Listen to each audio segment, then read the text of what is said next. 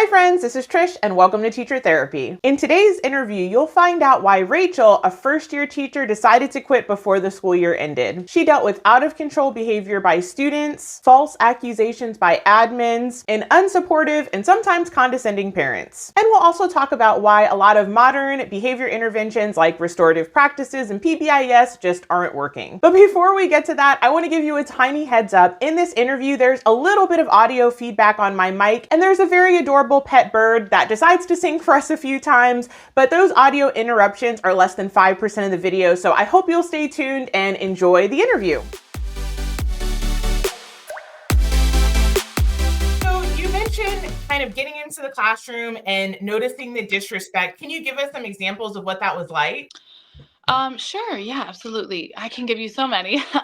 Basically, well, to give you the gist of it, I guess in general, these kids really feel free to say whatever is on their minds. They have no filter. I mean, there's definitely a few of them that really understand how to behave properly, and that's clearly been something that has been instilled in their home, which is great. But it's just that's not the culture of the school at all. The school really just free for all, whatever you want to do. There's mild discipline, but it's nothing in place that actually is clear for these kids to understand. So they are constantly kind of going off each other even to compete for who can be the most crazy and stand out in the class. And so you get really, really wild stuff. Like I had students, burst out in the middle of my lectures about booty juice. And then I'm saying that's inappropriate. You can't say that right now, please don't, or something along those lines. And of course he's like, why is that not okay? Why can't I say booty juice? And he's just like going on. And then the class is like joining in and being like, oh, you shouldn't have said booty juice. Like they're just messing with me at this point. And so those are the things. That's an example there. Or I'm trying to think of another. I have, had students openly, hit on me, like give me little pickup lines. Let's see, I've had students, straight up criticize how I'm performing my job as a teacher in front of the class, which is mind blowing. Like I've had to explain to students, like, your place is not to criticize how I'm performing my job. I'm an adult teacher working my profession right now. You're a child, you're 12. By the way, I was teaching middle school. This middle school. And then I had elementary age students over at an alternative school. So I was going back and forth between those two. And the funny thing is that the alternative school, of course, is very strict, and you have to behave a certain way or there's real consequences.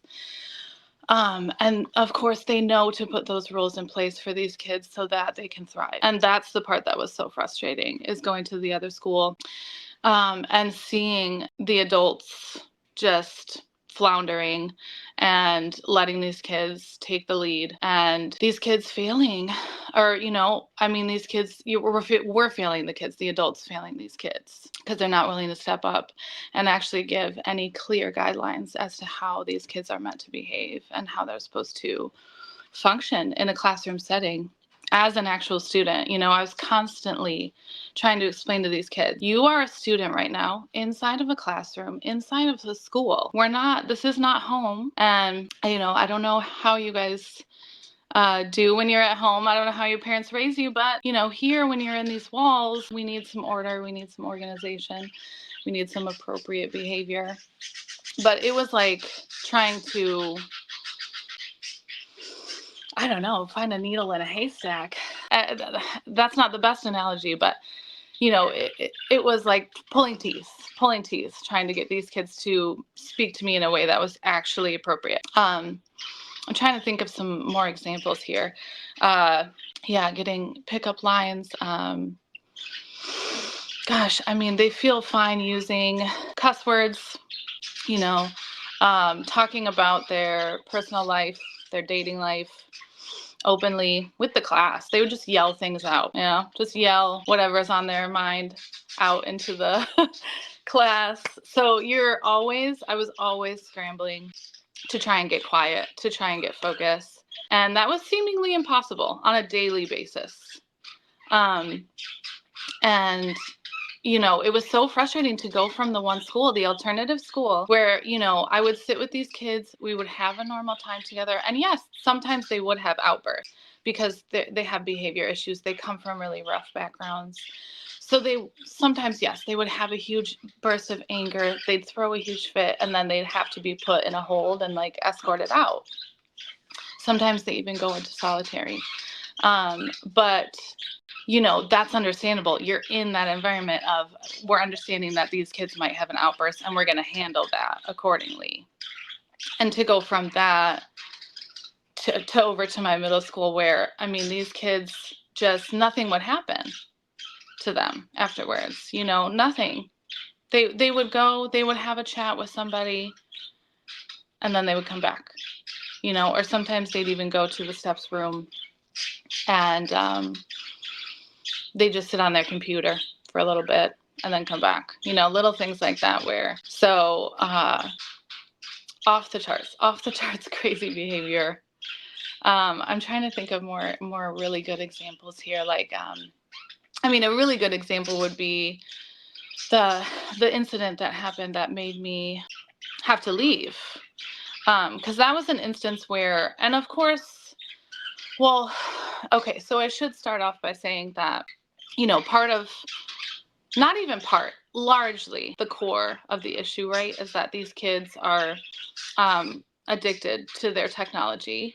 And so you're competing with a computer, a laptop, or, their smartphone. They usually have it in their pocket, even though they're not supposed to have it out. They will have it on them, usually anyways. But yeah, you're competing with the computer. And so they have everything there. They have their music, they have their video games. They can even watch a TV show if they want. I've caught kids watching TV shows.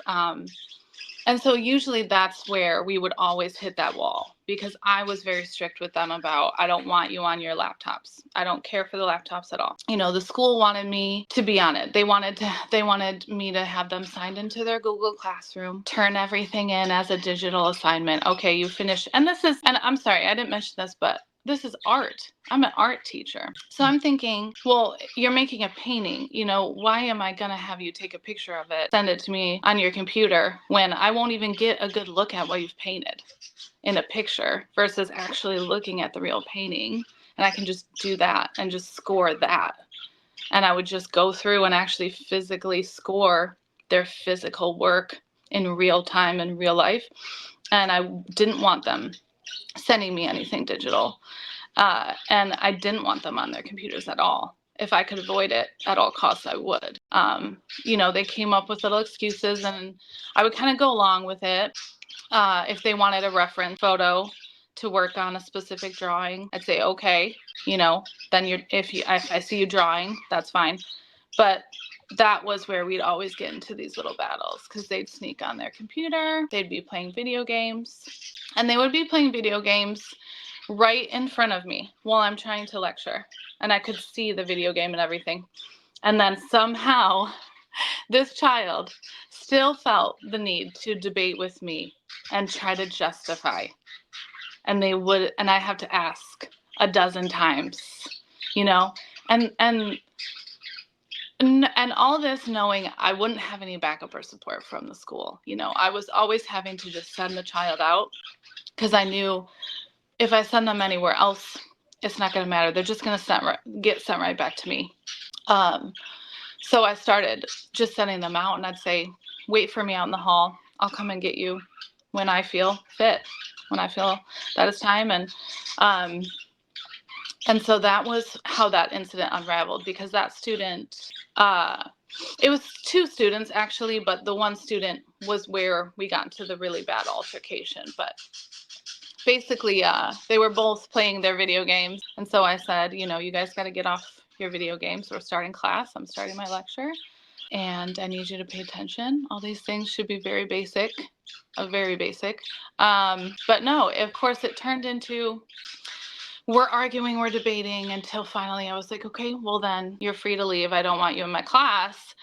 And that was when, they shut the computers really fast. But then as soon as they had shut their computers, then they went straight to the bullying. Not only were they bullying me, like the one student was like, oh, so stupid for you to get so mad about video games. And he's like complaining to me again about how I'm performing my job. And for a second, I was about to let that slide because I was ready to just get to the lecture, and I just wanted to at least talk to the students who were listening and paying attention, because that's a lot of it. You're trying to juggle. I have these kids who are actually here and present. How do I get to them? But then the other student, he immediately went to bullying a whole other girl right across the room. She had headphones on. He's like, well, it's okay for her to have headphones on.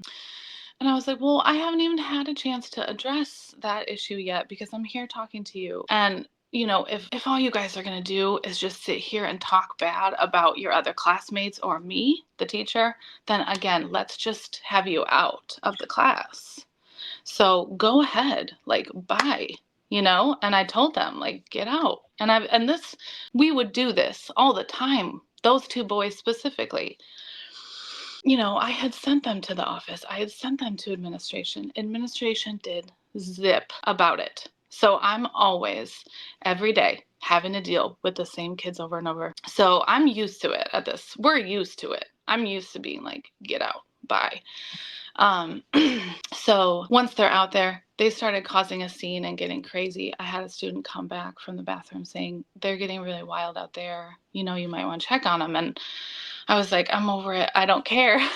I kind of said that. I really did. I was like, that's a them issue. I was ready to just let, administration handle it. They'll see what's happening. They go ahead and handle it because I'm done. And that's really how I felt. And so sure enough, other staff members started to come in to the scene, and then, they're talking with the boys, what's going on. And so then the boys started to try to come back in. I had a boy actually pounding on the door. And this is with staff right there next to him. He's pounding on the door, like demanding for me to let him back in. And I'm like, fine. I have to interrupt my lesson, obviously.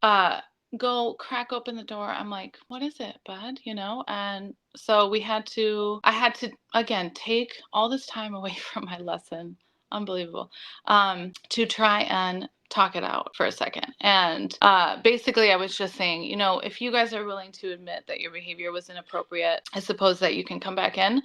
But they weren't, they weren't even willing to do that. I had this child still just coming at me and telling me how what I did was wrong. I was in the wrong because, I wasn't performing my job properly. He was just criticizing me and how I do my job. And that was what his rebuttal was, to sit there and, so, I mean, all I could really say to him at that point was, you're 12 years old. I have this job. You don't. You're not an adult. And so there's no reason for you to be speaking to me this way at all. Not even remotely. Not okay. And I don't want you in my class. And so that was when he started to get kind of really aggressive and, angry. And so I had to have him, basically how it went down is that he stormed out of there. Like he tried to walk his way back in. The staff members pulled him. She didn't pull him, but she coaxed him back with verbally, because of course you can't really touch the kids. So she's saying, nope, it's not time to come back to class yet. Come back out here. And that was when he threw a fit, stormed out, slammed the door at me. And then once the door was in between us, he lunged at the door. Like he wanted to come for me, but he was trying to not to, kind of thing. And, the staff had to pull him back and get him out of there physically and just kind of escort him away from the area. And, I was very shaken up. I had to just close the door and go back and just face my class. And so you're talking to this entire group of kids. You're supposed to be teaching, and that just happened in front of all of us. It's like, how do you teach after something like that? I'm just telling the kids, so sorry you have to put up with this. I really just wanted to talk to you a little bit about color theory today. We're going to talk about colors and review our next assignment. I was trying to prepare them to do a realistic painting.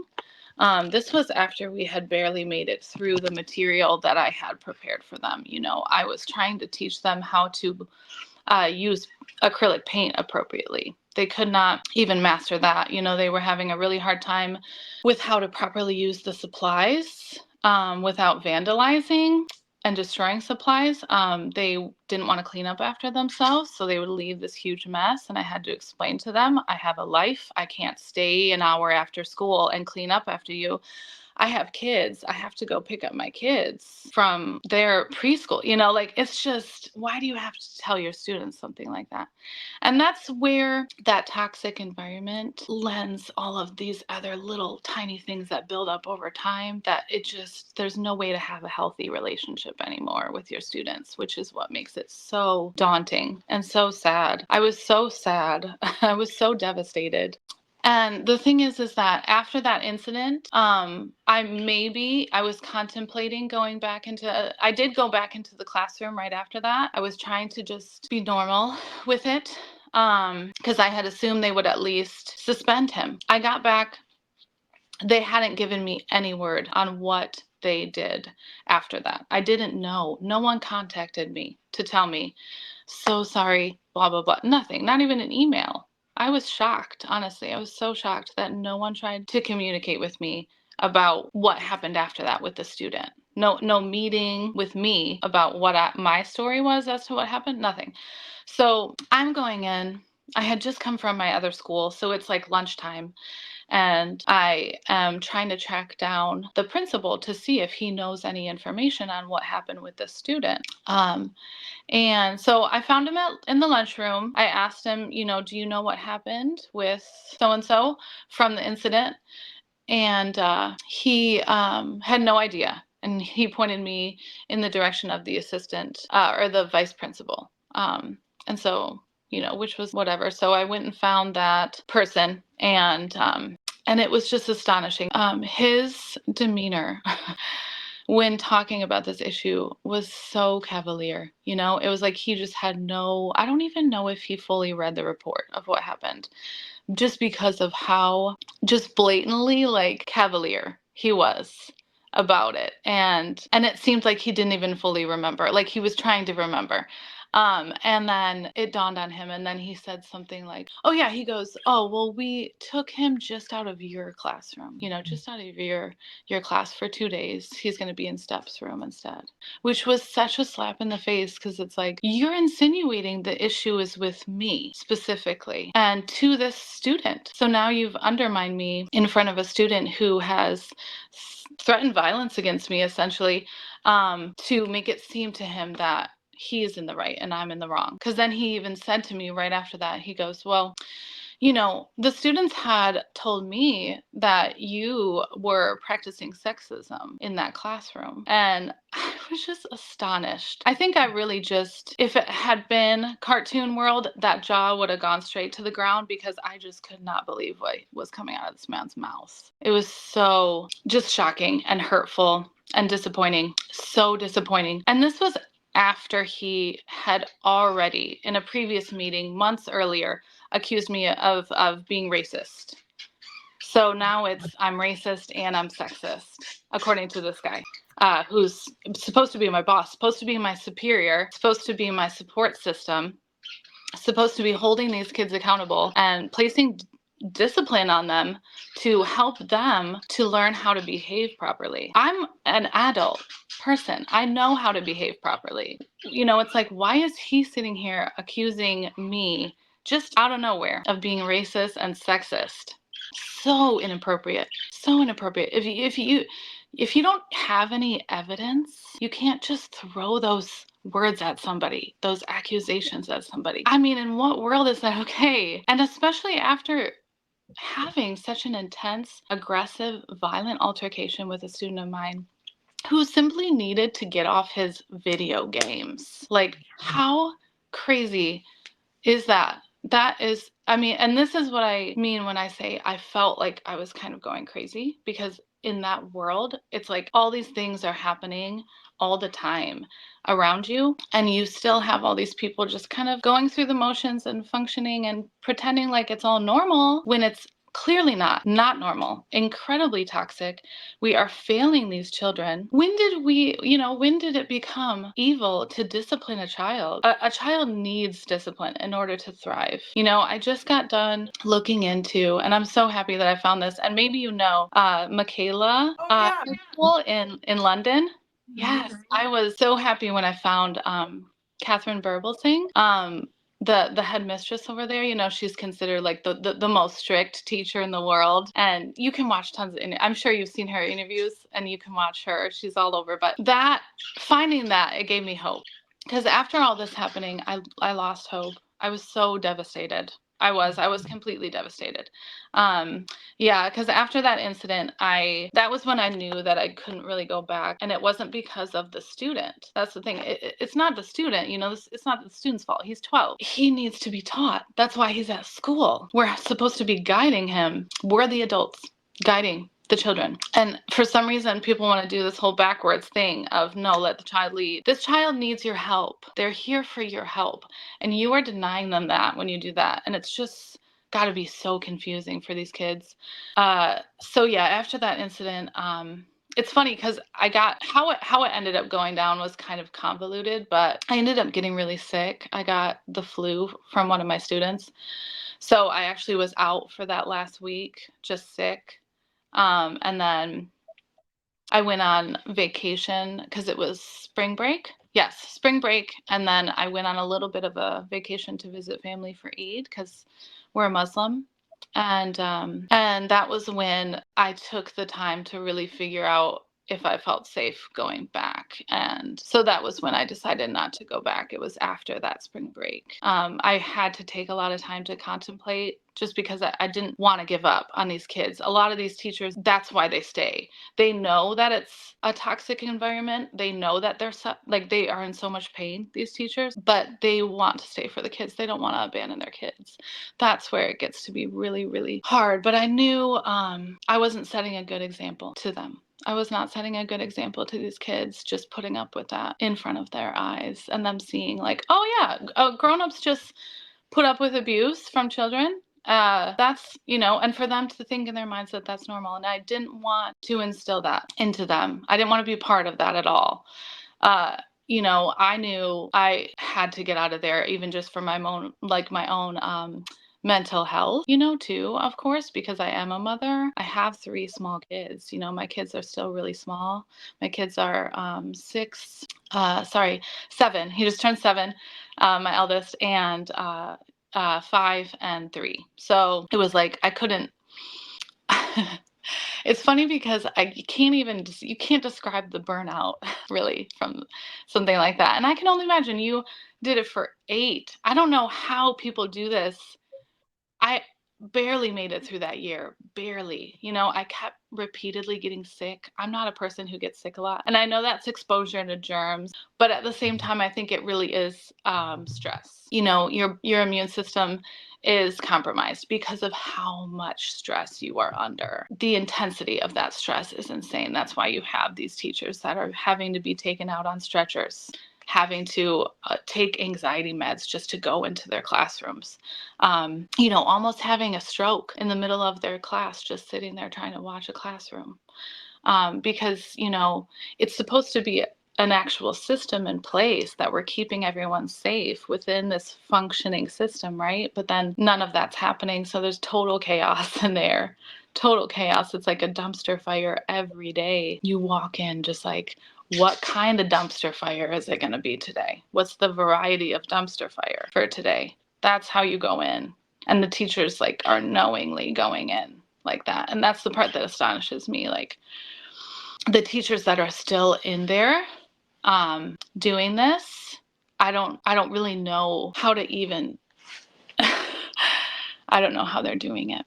I don't know how they're doing it, Trish. How are they doing that? I think a lot of times people just hope it's going to get better. And, that's kind of what kept me going. And I thought, oh, it's a different school. So I tried, 5 different buildings. And I thought, oh, maybe a different grade level. So I tried every grade between 4th and 8th.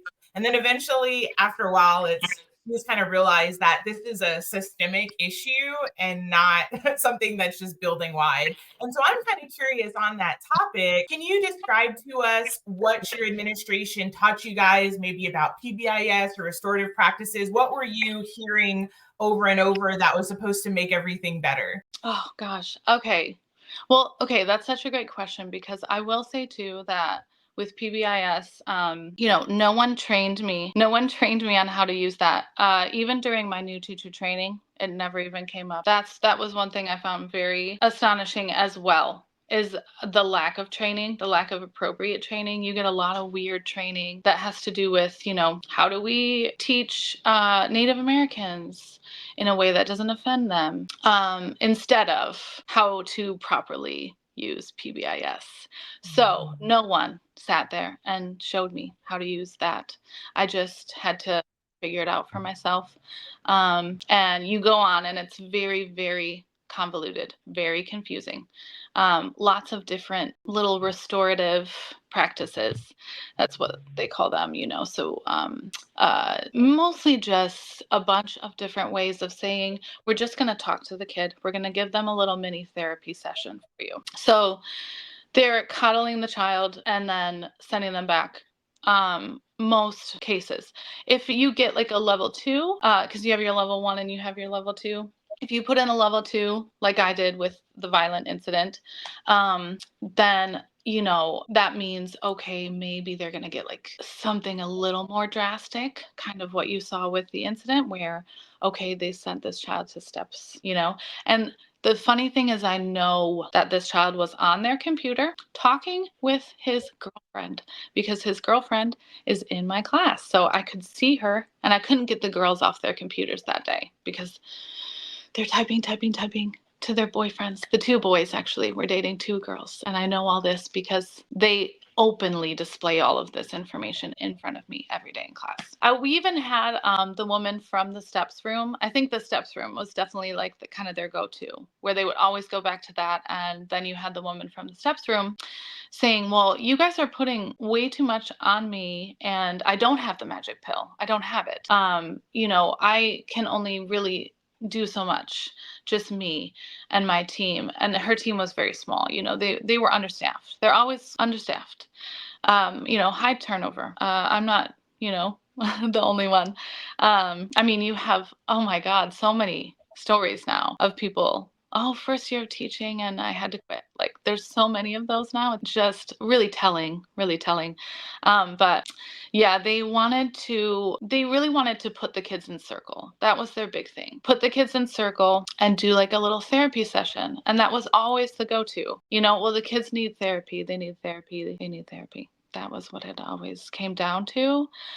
They would have us get in circle even during like the professional development days, PD days. I remember one day in particular where we got in circle a couple times that day and everyone was crying. Everyone was so upset.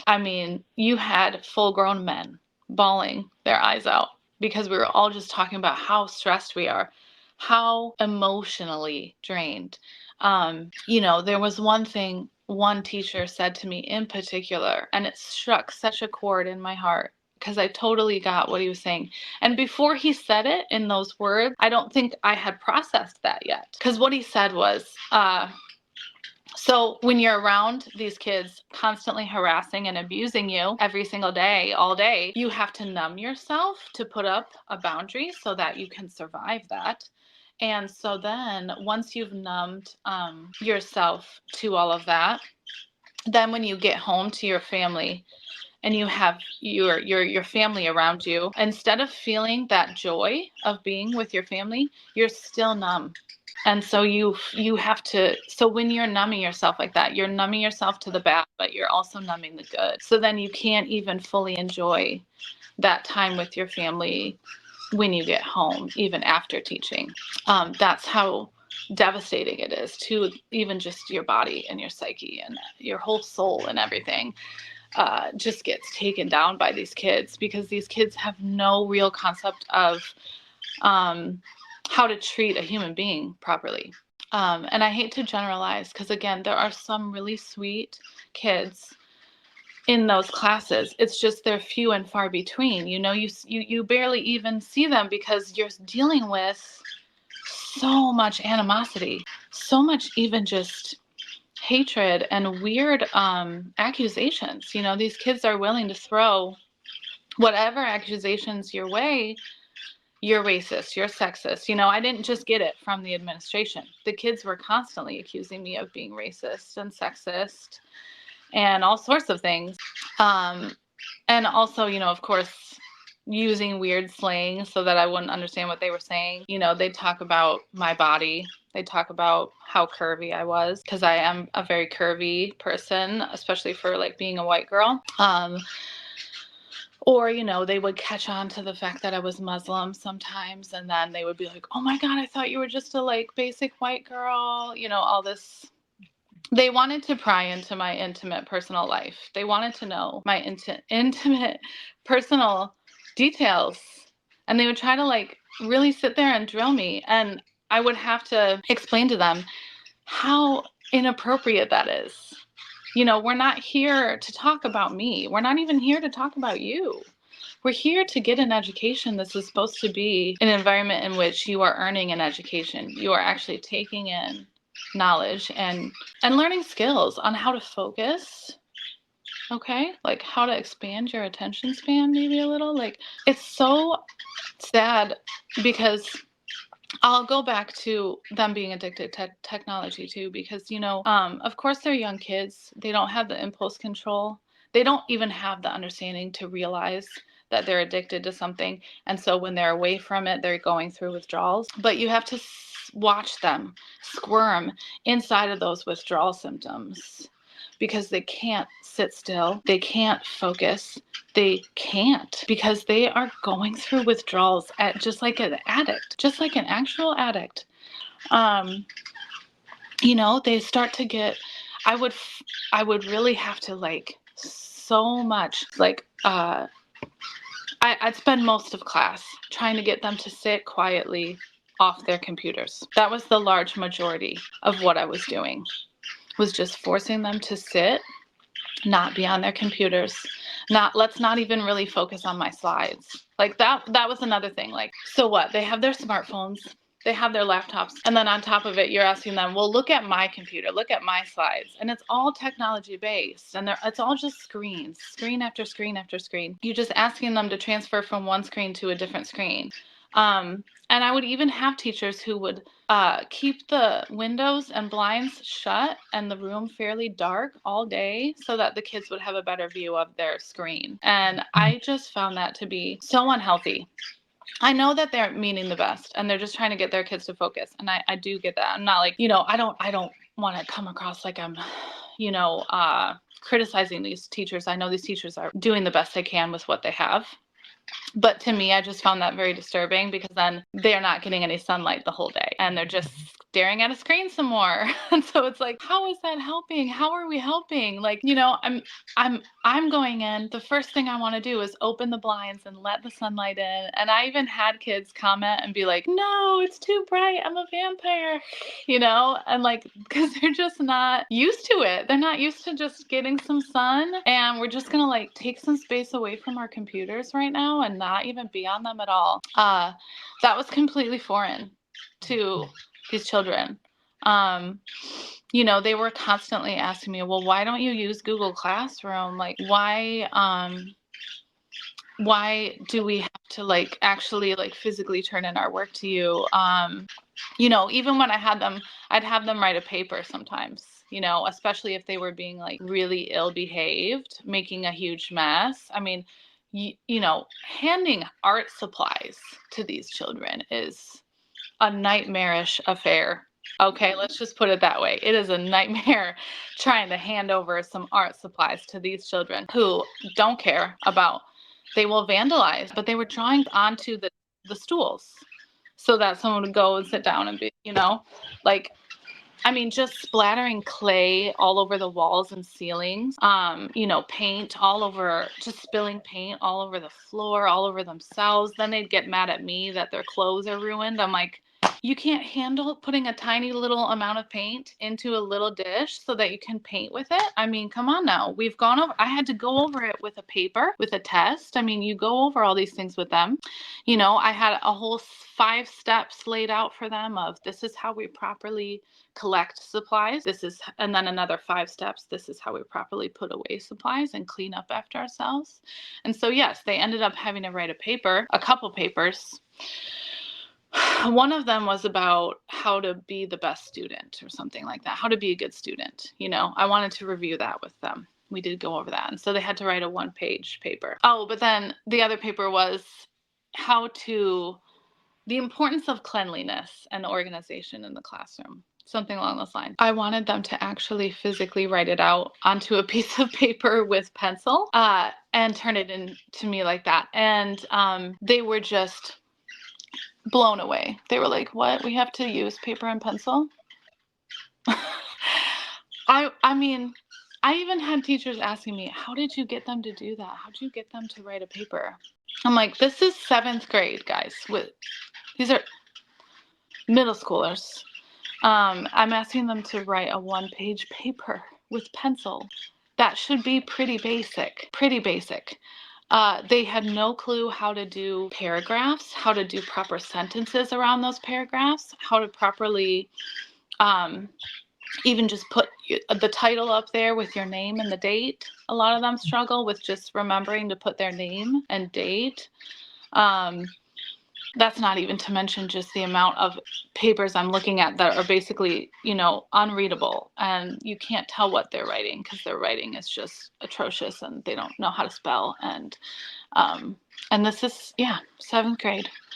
And I even had a group of kids for a minute there get so upset with me about assigning them a paper that they decided to throw a little protest. I had them and they would make these little flyers and be like, no more writing papers and all of this. And I'm like, I don't need a little activist. What I need is a student. I need you to be studious. I tried to explain to them the privilege that they were sitting inside of that classroom, having someone offer them a free education so that you can actually go into the world with some knowledge. But they, goes in one ear out the other. They're more focused on TikTok, their image. A lot of it surrounds image. A lot of it is about, their race, where they fit in, within what clique. I had a lot of them say, I even had a student one time when I was doing assigned seating, he said, well, you can't sit me next to her because I'm Black. And because she was a white girl. It's just one of those moments, all I could come up with to say, because I really wanted to mess with him. And so I said, you're more like a dark brown. And he really was thrown. And I was glad too, because I'm like, good, I want to throw you off, because you know what? These kids don't know, and I sorry, I haven't mentioned this yet, but well, why would I? But my husband is brown. My husband is from Algeria originally. My kids are mixed, my kids are African American. They're half African. So that was okay, you're accusing me of being racist when I literally have mixed children. I had to explain that to my administration when they came to me and tried to accuse me of being racist with my students. And it's funny because that happened all because we were out for a fire drill. And so this student is the student that I was just referencing that said, oh, you can't sit me by her, I'm Black. So we had a fire drill.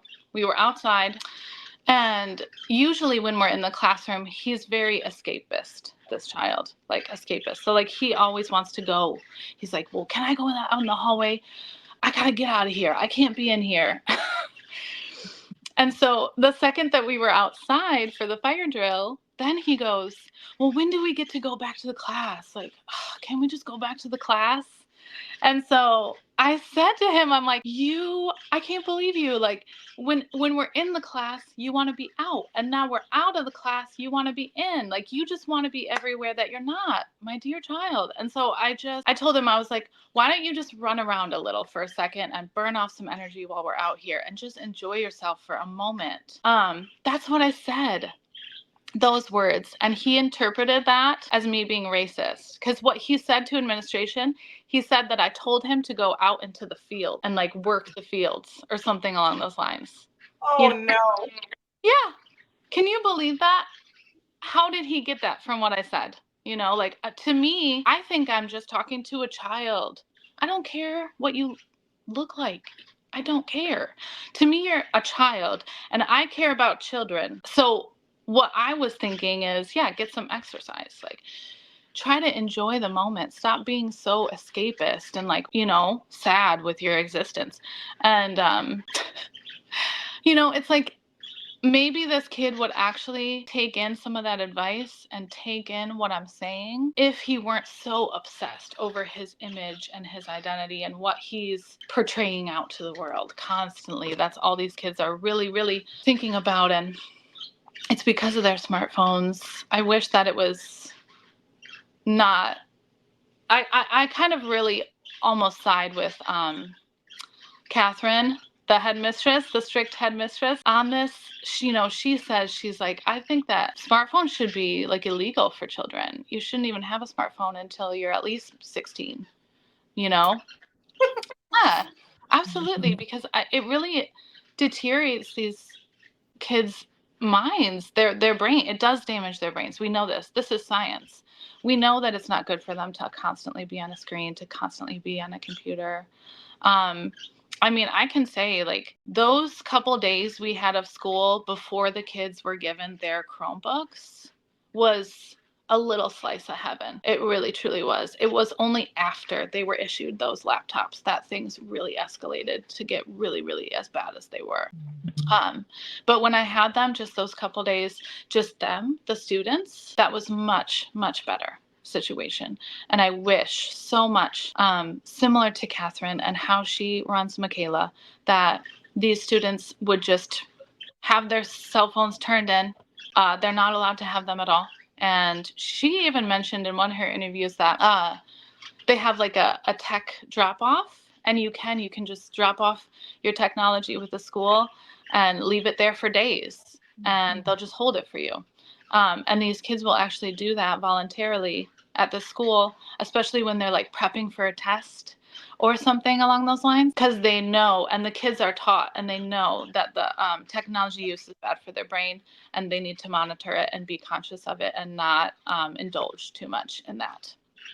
So I found that to be so interesting that she actually got these kids to like voluntarily drop off their technology. That's so interesting, but all because she's handing down real knowledge to them and actually explaining to them the harms of the use of this technology instead of shoving it on them. I couldn't, for me, that was really quite odd to see these teachers really pushing these kids to turn everything in digitally, because it's kind of like, well, then you're just, and this is going to be controversial, but you're just making it easier for yourself and harder on the child. In the long run, that's harming the child, and it's just making it easier for you because it is easier grading for the teachers. And the teachers are overworked. They have too many students.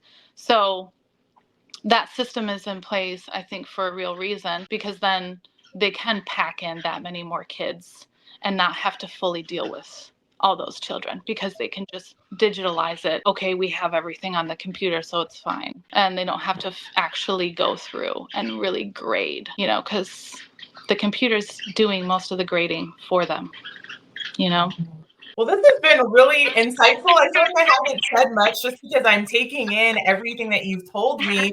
And even after hearing so many teacher stories, I still just get shocked sometimes about how rough it is out there. So I really appreciate you just opening up and being vulnerable. And I'm just so sorry that you've gone through that, not only with kids, but with admin too. That is awful for them to be joining in with accusations against you. I'm kind of curious, did you ever have any positive interactions with parents, or were they absent? How did the whole parent dynamic work out? Oh, yes. Okay, so parent teacher conferences, you'll only see the parents of the students who are doing exceptionally well.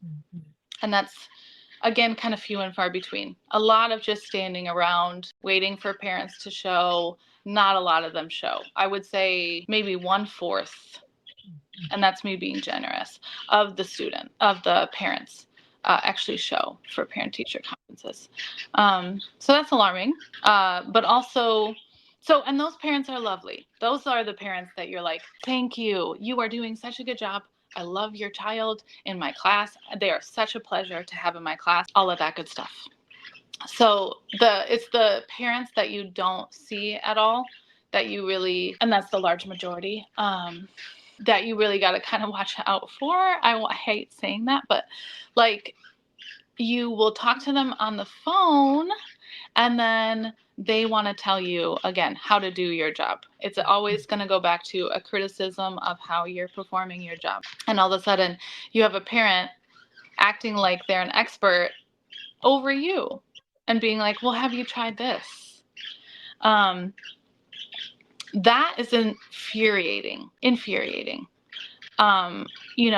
It's funny because it almost reminds me of way back when I was in retail and I was just making lattes for people. And, they would always try and accuse you of not knowing how to perform your job properly. They'd be like, oh, this isn't right. All kinds of different criticisms they would come up with, like random stuff, just to kind of put you in your place. You're down here. I'm up here. That's how the parents, at least some of the parents will talk to you. I had actually, the same student that I had that really bad incident with that made me have to go. I did talk to his mother one time about a totally separate incident even. He had thrown paint in a girl's hair, black paint in a girl's hair, and tried to whip her with his backpack. So I called his mother because actually I didn't even call her about that. I called her because the computer mouse went missing after I had him sitting at my desk with me, trying to talk one-on-one with him over what had happened. So naturally, I had to inquire with her, like, hey, can you at least just search his backpack, see if you see anything? That's all I'm asking. I wasn't, trying to ruff any feathers, but this woman, oh my goodness, she spoke down to me in such a manner to where I literally wanted to cry. I had to hold back tears. My heart was broken in talking with this woman. She was so just mean, just cruel, just cold, and dismissive to the nth degree. I mean, this woman just basically ripped me to shreds, verbally, obviously, but she was like, insinuating that all of it was my fault and that she was just done hearing my story. She even said that. She was like, I'm done with this story, is what she said to me. And I understand these parents are also overworked. These parents are going through it, trying to support their kids financially. So this woman, I will say, even though she was breaking my heart in speaking with her, she was on the other line working at the exact same time. She had to go in and out of her call with me because she was working, doing her job, whatever it is that she does, over the phone. And so my empathy kicked in enough to where I didn't, have any kind of a heated altercation with her. I was empathizing and it was fine. And I just went on. I had to go straight to parent teacher conferences after that and just hold it together. And I did just that. But, I think that a lot of that is rooted in racism, unfortunately. Like, a lot of that animosity, that hostility, she's thinking I'm some kind of like a privileged person over here. Like, when, I'm really not. Like, teachers don't even make that much money at all. So, I'm just coming from a place of wanting to help your son. I'm trying to do everything I can for this child. I actually had a very functioning, healthy relationship with this child, even though he was disrupting my class on a daily. We would talk it out. I talked with him. We would level with each other, and I had a working relationship, student and teacher, with this child, and was doing everything in my power to try and figure out his situation and what we could do to actually get him on track. So, but yeah, she definitely just cut right into me. And a lot of parents will do that, and I think that that trust between the school system and the parents has been breached. It's broken, and that is completely understandable, because now you have all these issues with well, of course you have people like gosh, what's the word, flaming the fire of racism, and trying to really get people angry about it all over again. Excuse me. But that's the problem with all these schools being so leftist and so woke. And I hate to put it that way, because I'm not like a politics person, but I've had to be now, because according to this new climate, like I'm kind of leaning on like the how Catherine puts it, which is kind of funny. She calls it like small c conservatism, where you're holding these traditional values. I really hold those traditional values very dear. And but unfortunately, yeah, you see these kids just really focused on racism, yeah, sexism, the whole trans LGBTQ thing. Like, I had a student, well, I had a student who came from a really rough background, and that's all I really knew, is that she was thrown in somewhere into the foster care system, and they were planning on having her back at school, but didn't know exactly when. And she was meant to be in my class, and I had been told. That was all the information I had. But then, I had a teacher briefly say, well, actually, maybe she is identifying now as a man, and you need to refer to her as he, him. All this is sounding confusing, but for me, I was like, I'll actually, I'll at least have that conversation with the child and maybe figure it out with them. What ended up happening is that this student just stormed in one day, literally ran in to the classroom in the middle of class, ran over to a student and started talking with this student that they were friends with. And so I'm just like, what's going on? And then the administration comes in behind her, and they kind of surrounded her a little to like help secure the environment a little bit there, which was somewhat helpful. But then there was no communication then about, well, what are we doing? What's going on? And so then finally, the same guy, vice principal, had asked me, well, is this student supposed to be here? Is he supposed to be in this class? And of course, I used that pronoun. I said she. She was on my roster, but I haven't seen her yet, is what I said. And so that student then screamed at me at the top of her lungs. This is a biological female. I'm a guy! Like, screamed it at me across this classroom. I'm a guy! And no one said anything. Like, the vice principal was standing right there next to her. And I'm sorry, but, her, and said nothing. No one did anything. They just allowed this child to scream at me. That was the first interaction I had with this person, with this student. And so I'm just like, okay. And then the funny part is that my students are actually the ones who addressed it. Like, my one student, he was like, oh, don't worry. She changes it all the time. 1 minute she's a girl, the next minute she's a guy. Don't worry about it. We all get confused too, is what he said. And it was just so funny, because as soon as he said that, I was like, well, thank God someone's saying something at least. And of course, lo and behold, it has to be the child in the room, because no adult is even confident enough to address this situation in an appropriate manner. That's wild, truly wild. This adult is truly scared of this child. These adults are scared of these children. We're scared of these kids and their parents, and what they're going to send us to court. We're going to get sued. I mean, that's always the thing going on in the background, right? Schools want to cater to the parents want to cater to the students. So then you have a student run public school system with kids screaming in your face before you've even met them. Even if that is your pronoun, your preferred pronoun, okay, let's talk about in a civilized manner. You don't need to be screaming. And it's like, I get this as a troubled child, but why on earth are we letting them run around the school and just run wild around the school? You couldn't just, I don't know, put the child into detention or something? Like, what are we doing? You know, you're putting people at risk, and children. When is that okay? When is that okay to put kids at risk, to put their safety at risk? All because of what? Political correctness? It's just, it lends for a very, very hostile, toxic environment. These kids are so entrenched in this culture of just fighting with each other over divides. Well, you're in this group and I'm in that other group, so we need to fight it out somehow. And like, just like that kid being like, well, I'm black, you know, it's like he needed to say that because he needed everyone to know that he's black.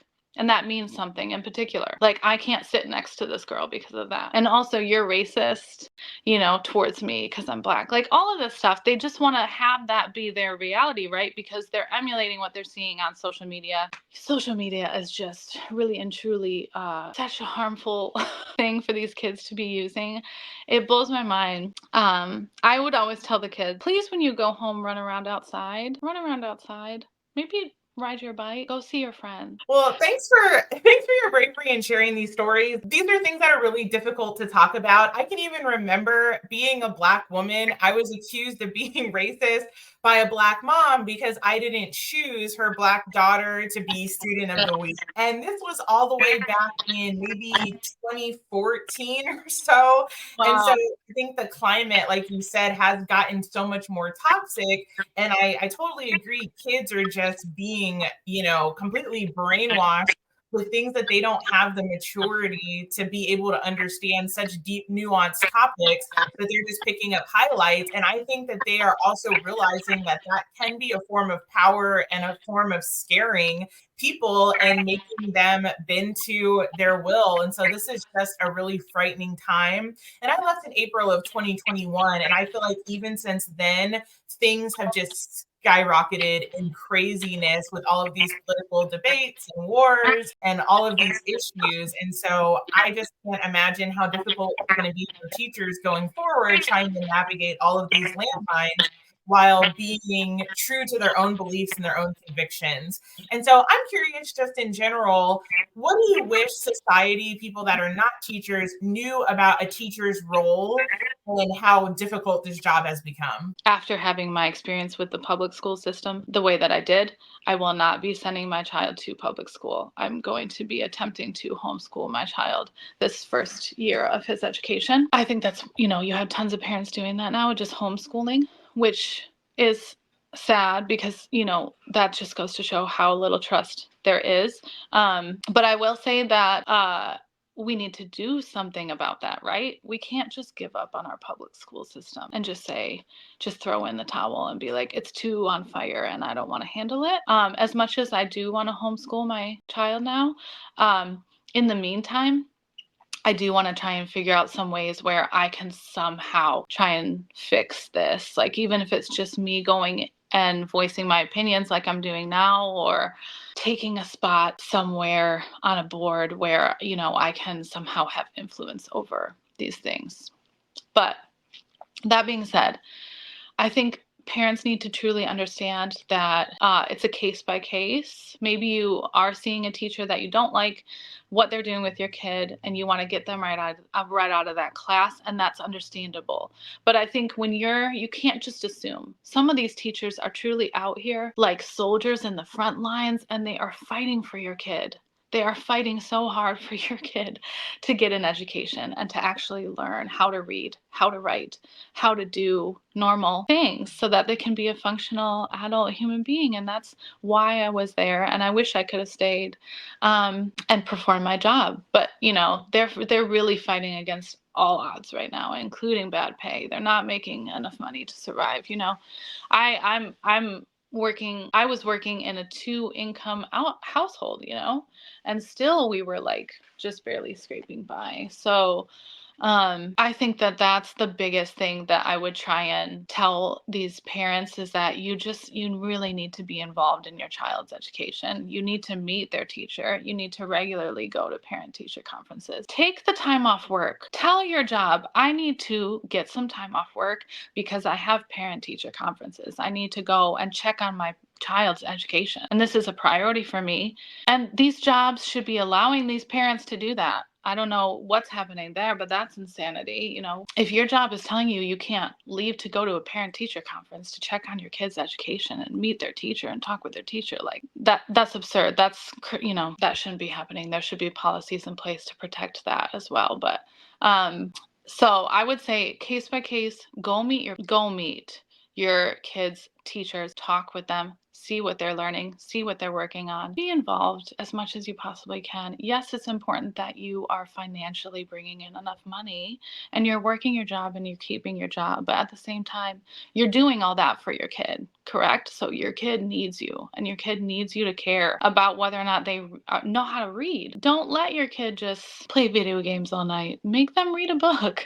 Just make them read a book, and that's not all on the teacher. That is on you as the parent. That's why I'm like, fine, I'm just going to take this on and I will homeschool my own child, because do I want my child to have to go into a dumpster fire like I did every single day and have it wear down his mental health at 5 years old, 6 years old? No, I don't. And that's not an environment that we should have to thrust our kids into just to try and maybe have them learn how to read. Like, I'm going to put him there just to like maybe have him learn how to read. We don't even know if he's going to learn how to read, because there's such a disruption to that classroom that he's trying to learn from every single day that he can't even focus. And those kids can't focus. How are they supposed to focus in an environment like that? So it's on the parents, really, when it comes down to it. So I would say, parents, beware. Be wary. Just stay involved. If you are going to use the public school system, stay involved. Stay on your kid. Make sure that you know what their homework is and if they're accomplishing it, and what is it. What is their homework? Look at it. Make sure that you know what they're actually doing, and that they're accomplishing it, and that they know how to sit still and be quiet and listen to their teacher. Don't back them up when they complain about their teacher. Tell them, no, have respect, because that teacher's in there trying to help you. It's for your benefit that you listen to your teacher. That's for your benefit. No one else's. The child needs to understand, children are not understanding anymore personal responsibility, how to work hard towards a goal that is important for you and your life. This is a long-term goal that's going to serve us in the long term. And it is important. Extremely important for a child to go through all of K through 12 and not know how to properly read after that. And now they're just a non-reader and they just are signed on for that life, and they didn't even fully know it because they're not aware yet to know that, because they're a kid. And it's like, why are these parents, parents and adults, administration included, politicians included, why are you handing your power over to a child? This child needs you. They need you. You're going to hand it over to them? I mean, that's just absurd. Absolutely. Well, thank you so much for sharing so honestly. And I congratulate you on your journey to homeschooling. I think that that's going to be really awesome for your kids. And I think a lot of people will relate with the very honest stories that you've shared, because it's difficult to talk about some of these things. And a lot of times we're afraid that people are going to judge us, or what are they going to say? But these are real experiences that teachers are having. But I just want to thank you so much, Rachel, for everything that you've shared with us, for your courage. And I wish you the best in your future going forward with whatever career you choose. And for my audience, thank you so much for watching. If you have any video ideas, make sure to let me know. If you want to interview with me, go ahead and email me at teachertherapytrish@gmail.com. Thank you so much for watching and subscribing, and we'll see you guys next time. Bye for now, everybody.